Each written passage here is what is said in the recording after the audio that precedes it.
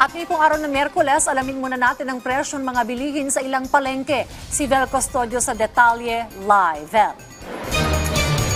Dayan, tumaas ang presyo ng ilang mga pangunahing produktong agrikultura dito sa Kamuning Public Market. Hindi pa raw kasi nakakarating ang ilang mga deliveries ng produktong agrikultura dulot ng nagdaang bagyong Uwan. Hanggang 30 piso ang itinaas ng gulay dahil sa mababang supply at hindi pa rin panahon ng anihan para sa ilang gulay dito.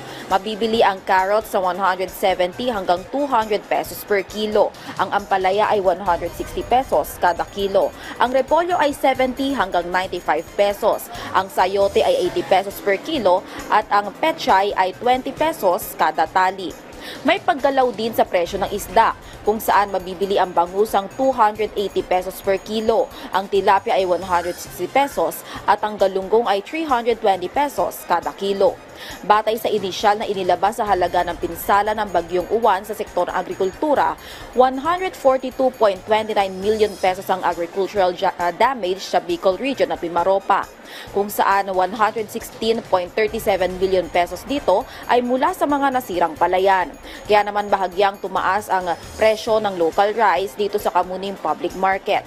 40 hanggang 49 pesos ang kilo ng lokal na bigas dito sa Kamuning, habang tumaas naman ng hanggang 2 pesos per kilo ang imported rice dahil sa pagnipis ng supply nito. Dayan, samantala, wala naman paggalaw sa presyo ng mga karneng baboy, kagaya ng liempo o pige na mabibili ng 360 pesos per kilo at ang liempo na 460 pesos per kilo. Inaasahan naman na babalik sa dating mababang presyo ang mga produktong agrikultura sa susunod na linggo. Balik sa iyo, Dayan. Maraming salamat, Vel Custodio.